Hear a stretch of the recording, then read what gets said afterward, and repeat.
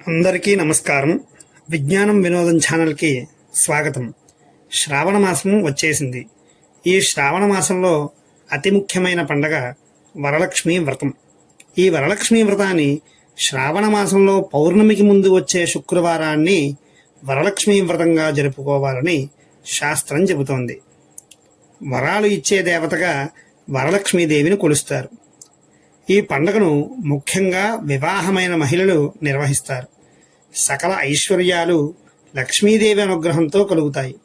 సకల సంపదలకు నెలవు వరలక్ష్మీదేవి.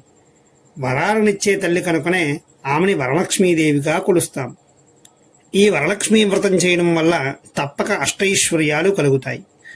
ఇక కథలోకి వెళ్ళిపోదామా? సూతమహాముని శౌనికాది మహామునులందరికీ కూడా ఈ విధంగా చెప్తున్నట్ట.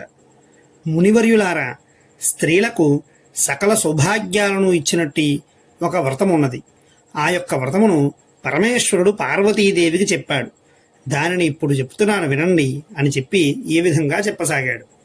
కైలాస పర్వతమున వజ్ర వైఢూర్య మణిగణ ఖచ్చితమైన సింహాసనములో పరమేశ్వరుడు కూర్చుని ఉండగా పార్వతీదేవి పరమేశ్వరునికి నమస్కరించి, దేవా, లోకమున స్త్రీలు ఏ వ్రతం చేస్తే సర్వ సౌభాగ్యాలను పుత్రపౌత్రాదులను కలిగి సుఖంగా ఉంటారో అట్టి వ్రతము నాకు తెలపవలెను అని చెప్పి అడిగిందిట.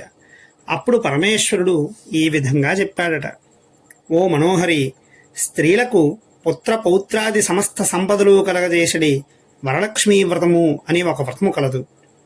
ఆ వ్రతమును శ్రావణమాస శుక్ల పూర్ణిమ కంటే ముందుగా వచ్చడి శుక్రవారం నాడు చేయవలెను అని చెప్పాడట. అప్పుడు పార్వతీదేవి ఈ విధంగా అడిగిందిట. ఓ లోకారాధ్య, నీవు చెప్పినటువంటి వ్రతం వరలక్ష్మీ వ్రతం. ఈ యొక్క వ్రతమును ఎట్లు చేయవలెను?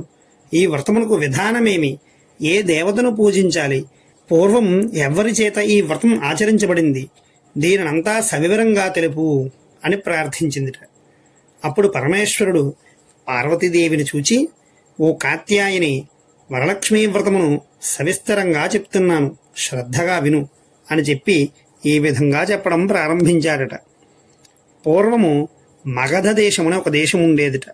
ఆ యొక్క దేశములో కుండినంబు అనే ఒక పట్టణము కలదు. ఆ పట్టణము బంగారు ప్రాకారాలతోటి, బంగారు గోడలు గల ఇండ్లతోటి కూడి ఉండిదిట. ఆ పట్టణమునందు చారుమతి అనే ఒక మహిళ గలదు.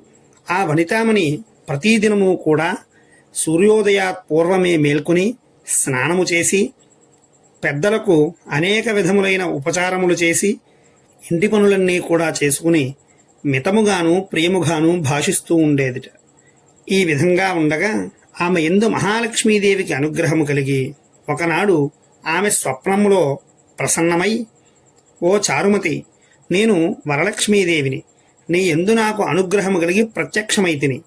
శ్రావణ శుక్ల పూర్ణిమ కంటే ముందుగా వచ్చడి శుక్రవారము నాడు నన్ను పూజించిన నీవు కోరిన వరములు ఇచ్చేదను అని చెప్పగా చారుమతీదేవి స్వప్నములోనే వరలక్ష్మీదేవికి ప్రదక్షిణ నమస్కారములు చేసి అనేక విధములైనటువంటి స్తోత్రములు చేసి, ఓ జగజ్జనని, నీ కటాక్షము కలిగితే జనులు ధన్యులవుతారు, విద్వాంసులవుతారు, సకల సంపన్నులు కూడా అవుతారు.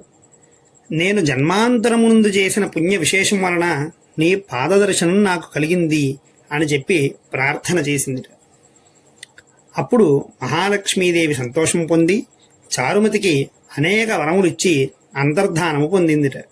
చారుమతి తక్షణంవే నిద్ర నుంచి మేల్కొని ఇంటికి నాలుగు పక్కలాగా చూడగా వరలక్ష్మీదేవి కనిపించక, ఓహో, నేను కలగంటిని అనుకుని భావించి ఆ స్వప్న వృత్తాంతం అంతయు కూడా తెల్లవారిన తర్వాత తన యొక్క భర్తకు, మామగారు మొదలైన వాళ్ళందరితో కూడా చెప్పగా వారు ఈ స్వప్నం చాలా ఉత్తమమైనది, శ్రావణ మాసం వచ్చిన వెంటనే వరలక్ష్మీ వ్రతం అవశ్యంగా చేయవలను అని చెప్పారట. పిమ్మట చారుమతియు ఆ స్వప్నము విన్న మిగతా స్త్రీలు శ్రావణ మాసం ఎప్పుడు వస్తుందా అని ఎదురు చూస్తూ ఉన్నారట. ఈ విధంగా ఉండగా వీరి భాగ్యోదయం వలన శ్రావణమాస పూర్ణిమకు ముందుగా వచ్చే శుక్రవారం వచ్చిందిట. అంతా చారుమతి మొదలగు స్త్రీలందరూ కూడా ఈ దినమే కదా వరలక్ష్మీదేవి చెప్పిన రోజని ఉదయమునే మేల్కొని స్నానములు చేసి చిత్రవస్త్రంబులు కట్టుకుని చారుమతీదేవి గృహమునందు ఒక ప్రదేశమున గోమయముతో అలికి మండపం ఏర్పరిచి అందొక ఆసనము ఉంచి దానిపై కొత్త బియ్యము పోసి మర్రిచిగుళ్ళు మొదలైన పంచపల్లవముల చేత కలశము ఏర్పరిచి అందు వరలక్ష్మీదేవిని ఆవాహన చేసి మిక్కిలి భక్తి శ్రద్ధలతో అమ్మవారికి ధ్యానావాహనాది షోడశోపచార పూజలను చేసి 9 సూత్రంబులు గల తోరంబును దక్షిణహస్తమున కట్టుకుని వరలక్ష్మీదేవికి నానావిధ భక్ష్య భోజ్యములను నివేదన చేసి ప్రదక్షిణము చేశారట. ఈ విధముగా ఒక ప్రదక్షిణ చెయ్యగానే ఆ స్త్రీలందరికీ కూడా కాళ్ళయందు ఘల్లు ఘల్లుమని శబ్దం కలిగిందిట. అంతటా కాళ్ళను చూసుకుంటే గజ్జలు మొదలైన నానా ఆభరణములు కలిగి ఉన్నాయిట కాళ్ళు. వారందరూ ఓహో వరలక్ష్మీదేవి కటాక్షం వలన కలిగినవి అని పరమానందము పొంది మరొక ప్రదక్షిణము చేయగా హస్తముల యందు దగ్ధగాయమానంబగు నవరత్న ఖచితంబైన కంకణములు మొదలైన ఆభరణాలు ఉన్నాయిట. ఇక చెప్పడానికి ఏముంది, 3వ ప్రదక్షిణ చేసిన వెంటనే ఆ స్త్రీలందరికీ కూడా సర్వాభరణాలంకృతులయ్యారట. ఆ స్త్రీల గృహములు కూడా స్వర్ణమయాలయ్యాయిట. రథగజ తురగ వాహనములతో నిండిపోయాయిట.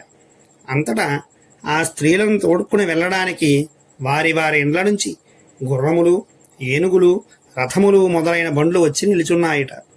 పిదప చారుమతి మొదలైన స్త్రీలందరూ తమచే కల్పోక్త ప్రకారముగా పూజ చేయించిన పురోహితునికి 12 కుడుములు వాయనముగా ఇచ్చి దక్షిణ తాంబూలములిచ్చి ఆశీర్వాదం పొందారట.